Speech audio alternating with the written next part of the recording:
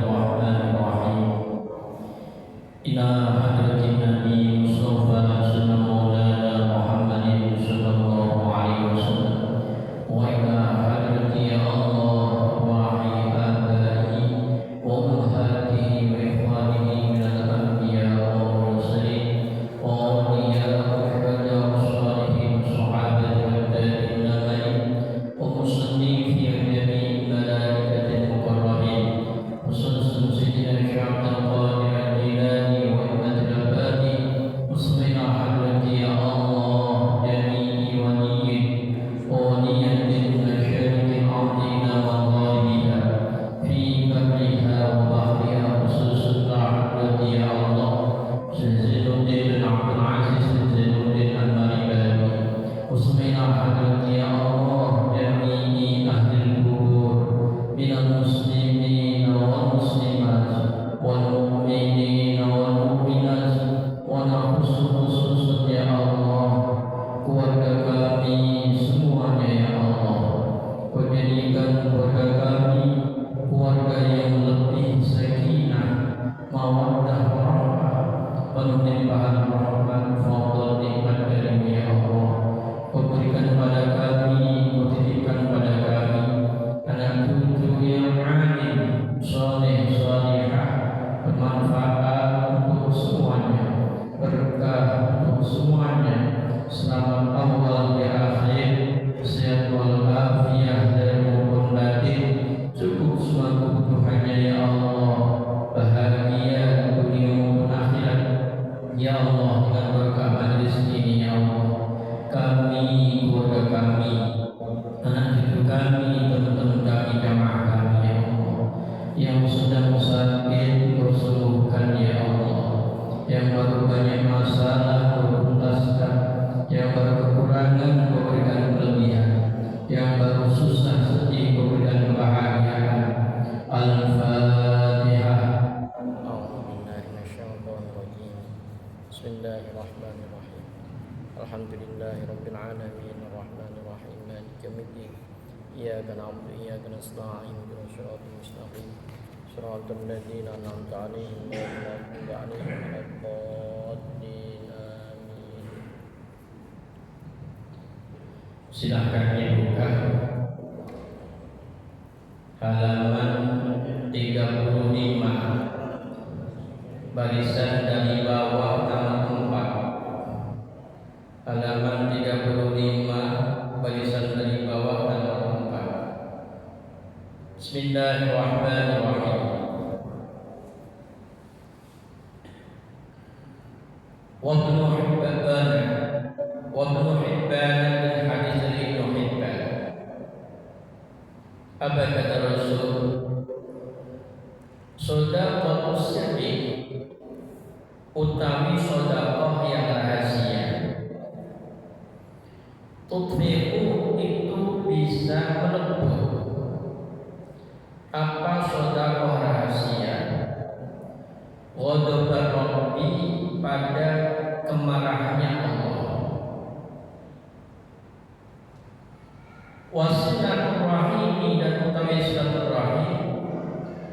Tazidu, itu bisa menambah apa silaturahim?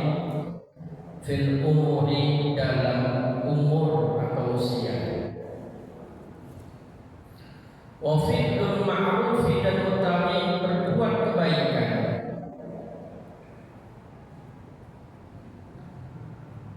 Itu baqiyah, bisa menghindarkan apa berbuat kebaikan. Masari al-su'i, masari as-su'i, pada jurangnya keburukan. Masih masalah sedekah sunnah.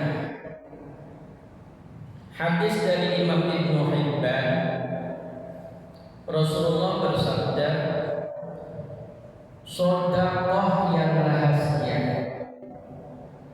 Jadi sedekah itu ada dua macamnya. Sedekah yang rahasia sama sedekah yang terang-terangan. Kalau contohnya yang terang-terangan itu kita terimakan. Kalau yang rahasia contohnya kita taruh di depan rumah, atau kita taruh di mejanya, atau kita taruh di motornya, atau kita taruh yang sekiranya orang itu tidak tahu yang memberi. Kayak tempat saya kemarin baru ada, tapi bingung juga. Pulang dari jemput anak, tadinya kita berangkat jemput nggak ada apa-apa, pulang-pulang ada amplop, kemudian ada baju, kemudian ada jajan.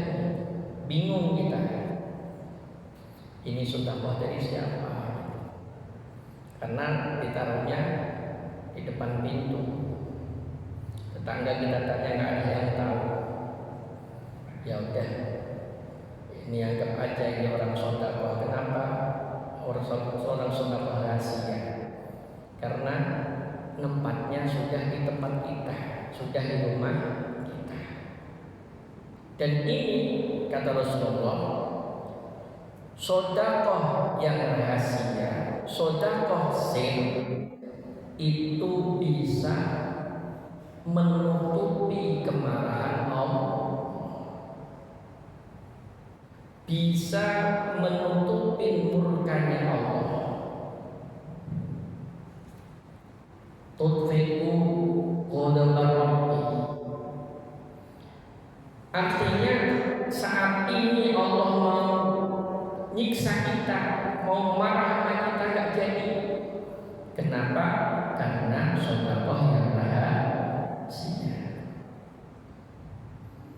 Kebetulan saya sering menemui Pak kayak begitu makanan. Oh, ada hadisnya ternyata. Kadang ini mungkin orang-orang pada jalan. Ya memang 1001. Saya kening nggak ada yang tahu Pak. Mungkin orang-orang dulu yang jauh-jauh itu pada sering minta. Tapi kadang itu di rekening saya tiba-tiba ada isinya. Padahal bulan lalu udah kita ambil habis. Paling kita tinggal 300, 500 gitu. Tapi kita bulan ini ternyata rekening udah ada isinya. Ada 6 juta, ada 5 juta gitu. Ini dari mana? Ini sedekah yang rahasia. Kenapa saya ceritain? Karena saya ngalamin seperti ini. Kadang kita terima uang itu, takutnya zaman sekarang kan ada itu istilahnya gravitasi gitu Pak, puter-puteran gitu loh Pak, yang gelap gitu loh. Kadang ada mikir gitu Pak, apa ini duit halal atau duit apa gitu. Nah kalau dicek kan nggak tahu, yang kirim kan cuma nomor Tuhan, masa kita ngurusin ke bank gitu. Kadang takutnya begitu Pak, takut gratifikasi uangnya nggak benar. Tapi kembali kita husnudzon. Kalau bapak-bapak terima kayak itu husnudzon aja Pak. Ada yang terima nggak? Kagak ada.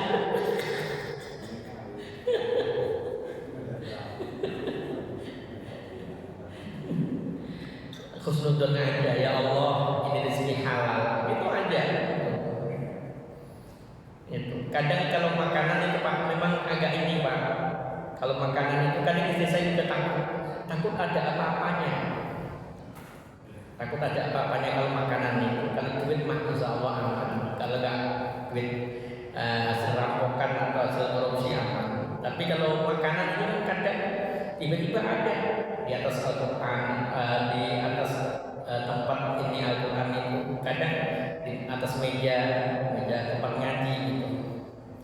Ini makanan kadang kita tanya sama tetangga-tetangga. Yang untungnya ditanya pasti kebagian yang tetangga pasti. Ini siapa? Ada tamu siapa? Tadi orangnya agak gemuk Pak. Oh berarti ada orang berarti. Udah halal. Bingung kan ya? Tapi ternyata inilah yang disebutkan Rasulullah. Ternyata sedekah yang rahasia, yang tidak diketahui orang, tidak ingin dikenal orang, itu sedekah yang bisa menjadikan tertutupinya marahnya Allah, ghadabnya Allah. Kemudian yang kedua yang sabdakan oleh Rasulullah dalam hadis Imam Muhammad, wasilatul rahim tazidu fil umuri. Silaturahim itu akan nambah panjangnya umur. Yazidu fil umur, nambah umur. Dalam artian meskipun ada ketentuan umur itu sudah ditentukan, kan ada jodoh ditentukan oleh Allah, rezeki ditentukan oleh Allah, umur pun sudah ditentukan oleh Allah. Kalimat yazidu fil umuri itu bisa diartikan usia kita lebih bermanfaat, lebih banyak manfaatnya karena bertambahnya usia kita. Kata Rasul, tuba liman tola umruhu wa hasuna amaluhu. Sangat beruntung orang yang dikasih Allah usia panjang, kemudian dia baik perilakunya. Kalau bapak-bapak ingin panjang umur, enggak banyak sakit-sakitan, rezekinya melimpah, rezekinya berkah, rezekinya bertambah, termasuk diantaranya budayakan silaturahim. Silaturahim itu yang baik. Jangan silaturahim kalau cuma butuh doang. Kalau silaturahim cuma butuh doang, dicirain orang, wah ini paling orang datang mau butuh gitu. Nah kalau silaturahimnya, jalan-jalan mampir silaturahim, ini seneng nambahin umur kita, nambahin keberkahan umur kita, nambahin kebaikan umurnya kita. Karena silaturahim adalah alatnya untuk tambah berkahnya hidupnya kita.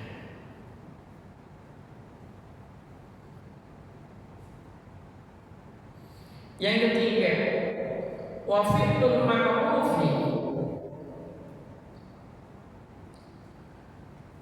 bagi yang musari as-su'i,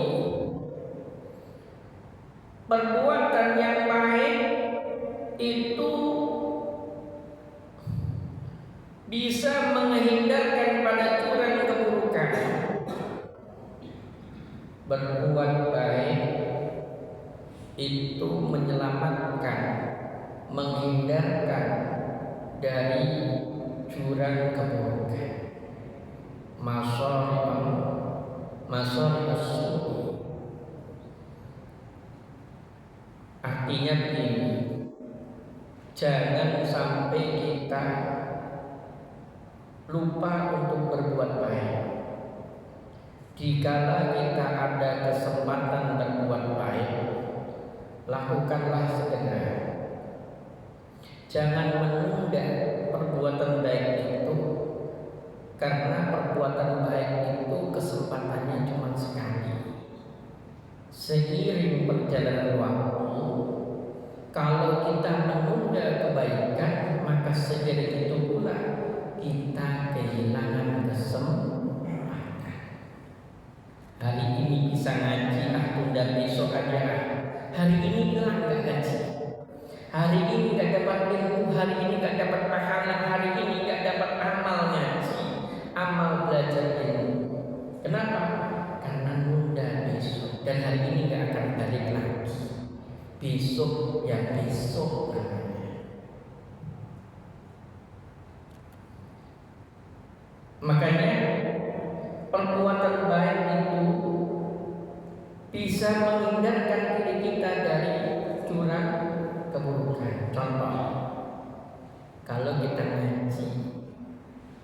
saat ini mungkin kita aman. Kenapa? Karena kita duduk aja di dalam masjid nuntut ilmu. Coba kalau kita nggak ngaji di rumah, coba tiba-tiba anak baru pulang, istri ngomel-ngomel, kemudian nyamper suaminya ngomel-ngomelin sekalian. Jadinya apa? Kita ikut ngomel juga. Akhirnya nyamper perbuatan jelek. Nah kalau ngaji, kalau iktikaf, kalau nuntut ilmu udah aman. Makanya perbuatan baik itu menghindarkan dari perbuatan curang keburukan. Coba kita diajak gibah orang, ngomongin aibnya orang, ngomongin kekurangan orang, ngomongin kejelekan orang, ditunggu sama teman. Ayo bang, iya, mohon maaf aku capek, aku tidur. Akhirnya kita tidur, izinnya aku gak ikut tidur. Tidurnya kita jadi ibadah. Kenapa?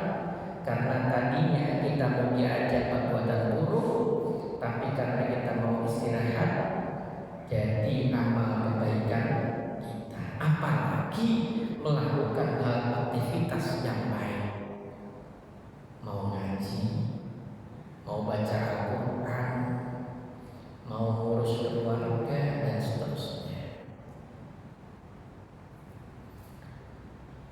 Setiap kebaikan kita yang kita tunda, maka hasilnya adalah penyesalan. Orang yang suka menunda kebaikan, hasilnya penyesalan. Contoh, wah ini tahun kita jadwalkan pulang kampung biar ketemu orang tua, silaturahim, ketemu orang tua. Akhirnya kita tunda, nanti bulan besar aja, Lebaran Idul Adha aja. Sebelum besar, sebelum Idul Adha, orang tua kita meninggal. Kita tahu Lebaran Idul Fitri gak jadi pulang, gak jadi silaturahim. Kita tunda di hari Idul Adha. Orang tua kita udah meninggal duluan. Nyesel gak kira-kira? Nyesel. Kecuali kalau kita mundur secara syariat, mau pulang kampung gak punya duit, mau pulang kampung badannya sakit, itu udah secara syariat. Artinya apa? Memang keterbatasan kita secara syariat diperbolehkan. Lah gak bisa pulang kampung lah, kalau gak punya duit. Orang pulang kampung itu butuh duit, ongkos, nanti belum untuk orang tua, belum untuk hidupnya kita di kampung. Atau karena sakit, orang sakit yang mungkin. Artinya kalau secara syariat itu diperbolehkan dan tidak ada penyesalan. Kenapa? Karena kita darurat, tidak ada kemampuan. Lah kalau kok nggak ada unsur secara syariat, nggak pulang karena males, padahal duit punya, badan sehat, mobil ada, nggak pulang karena dagang, nggak pulang karena ini, nyesal jadinya. Contoh lain banyak sekali. Anak masih kecil, Pak aku ingin mondok, ini pesantren. Nanti aja ya nak, kamu masih SD. Nanti kalau udah SMP ditunda. Anak mau pesantren, anak mau mondok, ditunda. Nanti kalau sudah SMP, kira-kira anak udah SMP mau ngaji mau mondok nggak? Enggak mau. Kenapa? Kita sudah menunda kebaikan. Jika anak itu mau melakukan kebaikan kita memberi alasan yang benar. Nah, di pondok itu harus bisa mandiri. Kamu udah bisa cebok sendiri belum? Bisa nyuci baju sendiri belum? Jadi anak masih ada kemauan tentang itu karena dia akan berjuang untuk nyuci bajunya sendiri, dia untuk berlatih untuk bisa cebok sendiri. Tapi kembali, kalau kita menyia-nyiakan kesempatan itu, maka di waktu yang lain belum tentu ketemu lagi.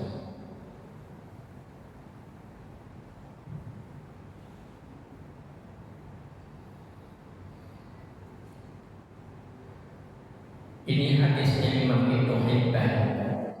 Yang pertama, sedekah rahasia bisa menutupi kemarahan Allah. Silaturahmi bisa menambah umur, keberkahan dalam umur.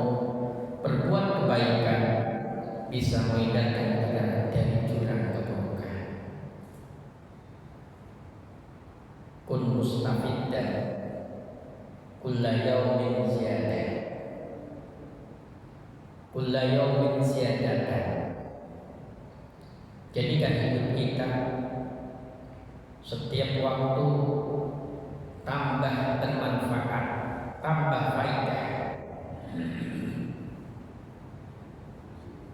Kalau kita tidak menjadikan diri kita tambah manfaat untuk diri kita sendiri, nyesal. Contoh, hari-hari kita cuma itu terus. Contohnya, bangun tidur, kemudian bantuin istri masak, ngantar anak sekolah, ke pasar, pulang sore, sholat jamaah, kemudian tidur lagi. Kalau kita kok nggak nambahin amal-amal kebaikan yang lain, pada waktu yang ada kesempatan, maka dihitung rugi. Sela-sela waktu yang sia-sia itu kalau kita nggak manfaatin buat kebaikan, sesuatu yang tidak bermanfaat, maka dihitung rugi. Makanya jangan sampai dalam Al-Quran, fa'idha faradta fansab, dikala kita sudah menyelesaikan masalah satu, maka berusahalah menyelesaikan masalah yang lain. Islam itu mengajarkan sibuk dalam hal kebaikan. Contoh, hari ini kita ngaji, nuntut ilmu, nanti habis ini kita berjamaah, pulang dari jamaah ngapain? Apakah baca Al-Quran? Apakah marah-marahan? Apakah makan bersama, menyenangi keluarga? Ataukah langsung tidur layah-layahan? Atau main HP? Atau apa? Yang pokok dan penting, gunakan yang bermanfaat. Kenapa? Hari ini nanti besok gak akan balik. Hari ini nanti kalau udah kelewat, besok tidak akan balik. Toh pun besok kita belum tentu ada kesempatan.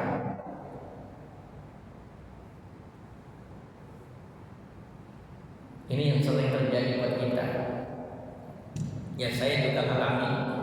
Kalau nggak dipaksa nggak jadi. Sudah sholat isya, di rumah ada tamu contohnya, atau ada undangan contohnya. Kemudian kita nggak sholat ba'diyah saja, besok lagi sholat ba'diyahnya.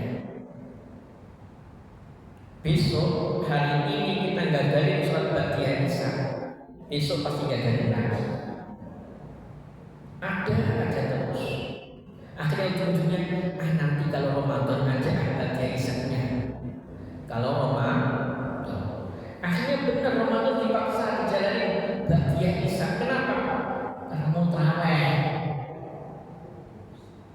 dan bareng-bareng. Tapi di sini apakah kita udah yakin sampai kita nyawa kita sampai Ramadan? Apakah udah pasti kita sampai Ramadan? Tentunya tidak. Kita belum tahu semuanya Ramadan depan kita bertemu atau tidak. Ini yang dikhawatirkan Rasulullah. Kalau kita nggak sampai menggunakan yang terbaik dalam hidupnya kita. Orang mau tidur aja disunahkan, ambil air wudhu dulu, dikir dulu, agar apa? Nanti kalau kita tidur lelap nggak balik lagi, kita sudah dalam keadaan suci dan ingat kepada Allah. Kenapa begitu? Karena bagian dari tidur adalah hilangnya rohnya kita, lepasnya rohnya kita. Dan bagian dari tidur itu adalah di antara dua kemungkinan. Kalau rohnya kita balik, berarti kita hidup kembali di alam dunia. Kalau rohnya kita nggak balik, berarti kita diantar ke tempat keabadian. Itu orang tidur, Pak. Makanya dalam sholat, orang yang termasuk mundur secara syariat, ninggalin sholat tapi nggak disiksa oleh Allah dan Rasul, itu orang yang melakukan dua perkara. Satu, orang yang lupa. Dua, orang yang ketiduran. Orang ketiduran itu udah nggak tahu apa-apa, jadi nggak ada hukum. Orang yang lupa juga nggak tahu apa-apa, nggak ada hukum. Anisnya warna. Jadi dua orang ini dan secara syariat nggak dihukum oleh Allah, meskipun dia ninggalin sholat. Orang yang lupa sama orang yang ketiduran. Bukan tidur-tiduran, salah nanti diartikan tidur-tiduran, kemudian ada tidur-tiduran, beda lagi bahasanya. Artinya benar-benar tidak terlelap, rohnya nggak balik. Nah makanya hati-hati buat kita. Saya hati-hati. Makanya saya itu sampai sekarang itu masih gelisah. Kalau mau tidur itu gelisah, Pak. Ya Allah, besok bisa bangun lagi kan? Makanya biasanya kalau mau tidur udah apa tidur capek. Astagfirullahaladzim, saya kursi al-falaq nas baca. Nanti belum bisa tidur sholawat, sebelum bisa tidur la ilaha illallah, belum bisa tidur. Yang penting manfaat. Sampai sekarang tulisannya kayak begitu, Pak. Bapak ngalamin kayak gitu enggak, Pak? Pak, kalau mau tidur gelisah enggak?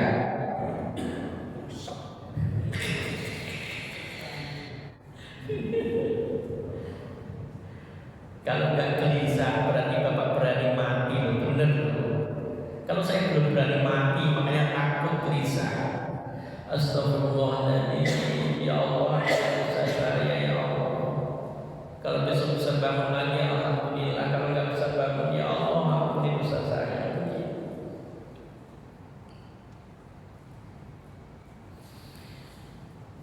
Kemudian Wabnu Adi, hadis dari Ibnu Adi, an Abi Hurairah, dari sahabat Abi Hurairah. Apa kata Rasul? Uqtus sa'ila wa in ja'a ala farsi. Uqtu, hendaklah kamu memberi semuanya. As-sa'ila, pada orang yang minta. Wa in ja'a dan meskipun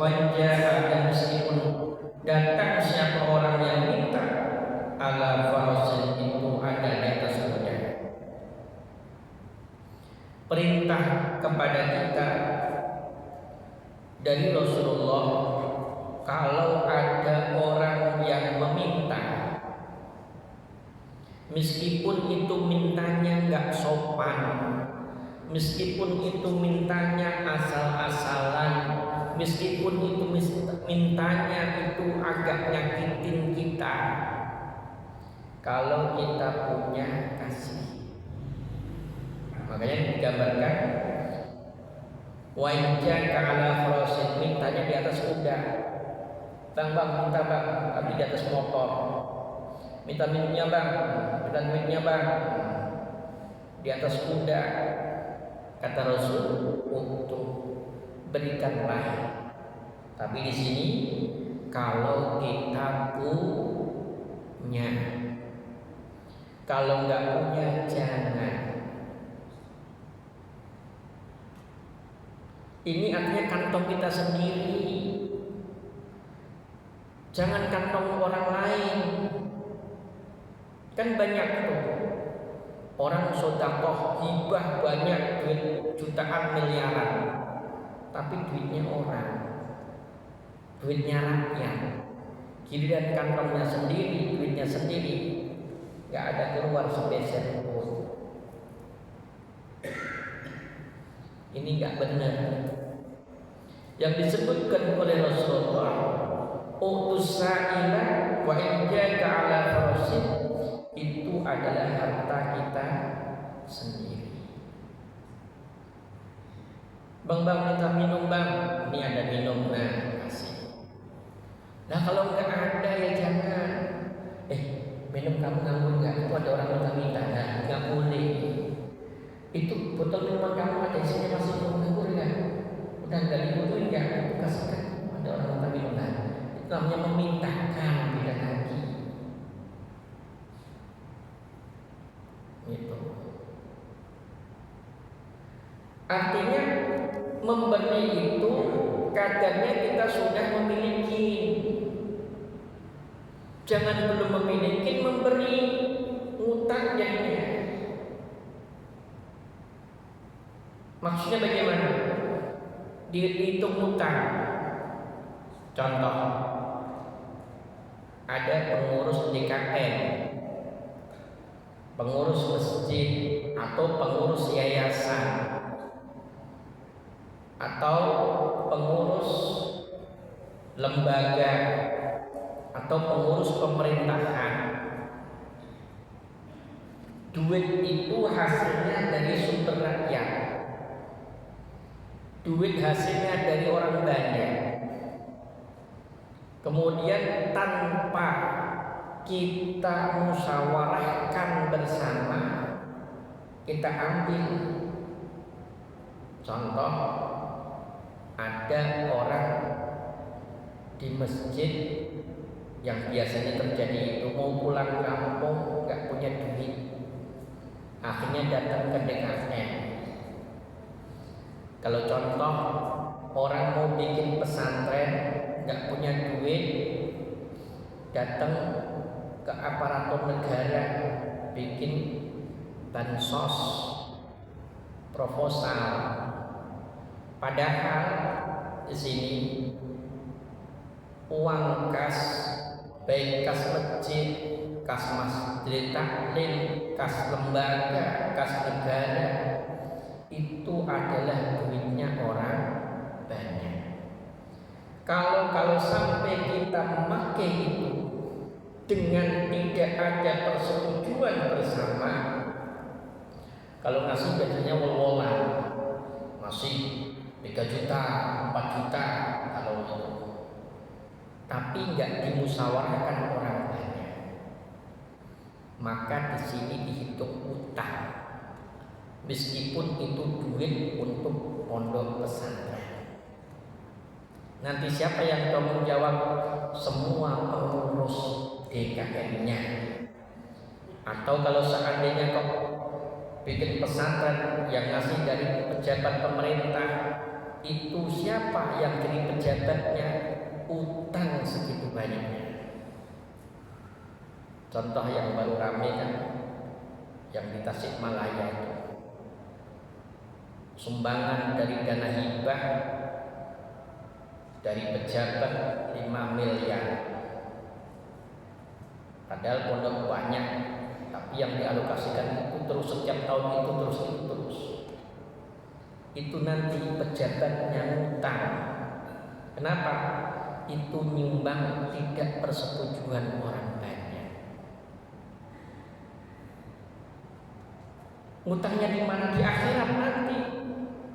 Makanya nggak sembarangan. Kenapa? Karena sodakohnya, nyumbangnya bukan duit sendiri. Makanya kalau kita nyumbang Pak, yang paling bagus itu duitnya kita sendiri, jadi nggak ada afatnya. Pertanyaannya juga nggak ada. Paling kamu duit dari mana kamu sumbangi? Dari kerja Pak. Nah kalau duitnya negara, kalau duitnya kas TKM atau duitnya orang banyak, duit siapa yang kamu buat bantu orang lain itu? Duitnya pemerintah, duitnya rakyat. Menjadi masalah. Makanya jangan dianggap remeh. Mentang-mentang jadi pejabat dialokasikan seperti itu. Ya kalau seandainya nyumbang 5 miliar untuk pesantren, ya semua pesantren cuma 5 miliar. Supaya apa? Keadilan untuk rakyat kembali kepada rakyat. Dan biasanya begitu Pak, yang berjalan di masyarakat itu, kalau duitnya sendiri digegem rapat, tapi kalau duitnya orang banyak nyah-nyoh. Biasanya begitu. Iya, saya pernah ketemu kayak begitu. Udah kasih 5 juta aja, tapi duit kas masjid. Kadang kita juga nggak mikir kok duitnya orang banyak kok. Saya pernah ketemu orang kayak begitu. Saya mikir, ya Allah, dengan gampangnya dia mengeluarkan duit kas masjid hanya untuk 1 orang. Dia nggak tahu nanti akibatnya. Itu duitnya orang banyak. Itu duitnya masyarakat. Nanti kalau setiap masyarakat nuntut, di akhirat tuntutannya banyak, utangnya banyak. Makanya kalau pengurus menentukan itu harus musyawarah. Soalnya apa? Di Jakarta biasanya itu ada orang kehabisan ongkos larinya ke TKP. Ada orang mau nyekolahin anak, nggak punya duit, alasannya macam-macam, larinya ke TKP. Gitu. Bahkan saya habis ngimamin dulu pernah dikejar-kejar sama orang nggak sama. Sampai di rumah dikira saya ngimamin itu rumahnya gede gitu, rumahnya Maghrum Rangwong. Diikuti dari belakang, ternyata masuk kontrakan. Bingung orangnya. Saya itu bukan pengurus masjid Pak. Saya itu ngimamin hanya disuruh sama jamaah. Sedangkan saya juga orang rantauan, ini saya dikontrakan. Orangnya bingung. Nah saya mau ketemu DKA-nya di mana Pak? DKA-nya orang sono. Emang ada apa Pak? Urusan apa? Saya mau pulang kampung Pak, tapi nggak punya uang saku. Uang sakunya berapa? Kampung Bapak di mana? Sulawesi Pak. Mau kita tolong. Sulawesi punya berapa? Kalau Cianjur Pak 50.000 cukup. Iya. Nah ini Sulawesi. Pak Ustadznya bingung, ongkosnya sampai berapa Pak? 1,5 Pak. Pusing saya. Ini pernah Pak saya kayak begini. Makanya ini saya cerita kenapa. Ini hati-hati kalau manfaatin uang kas masjid. Kalau bisa nolong pakai uang saku kita. Kalau nggak bisa ya mohon maaf itu aja. Mendingan ini Pak saya bisa bantu untuk beli es itu aja malah aman. Iya, soalnya kadang itu saya pernah diomelin juga sama orang itu, ngakunya mualaf. Kalau orang muslim ya, kalau minta-minta aja susah. Saya baru mualaf aja minta kepada Pak Ustadz aja susah gitu. Mualaf, dilihat orangnya juga nggak kayak mualaf gitu. Sampai kayak begitu. Itu gara-gara apa? Minta. Tapi kalau kita punya kasih, kalau nggak punya beri yang semampunya kita. Bisa kasih minum, bisa kasih makan. Seandainya ada uang saku, ya kasih semampunya kita. Yang penting jangan sampai kita balas nyakitin. Kenapa? Bagian dari kehendaknya Allah adalah mereka yang dikirimkan kepada kita, meskipun lewatnya orang yang minta dan meminta berlewat, dan ada manfaat semuanya. Subhanaka Allahumma bihamdika asyhadu an la ilaha illa anta astaghfiruka wa atubu ilaik. Assalamualaikum warahmatullahi wabarakatuh.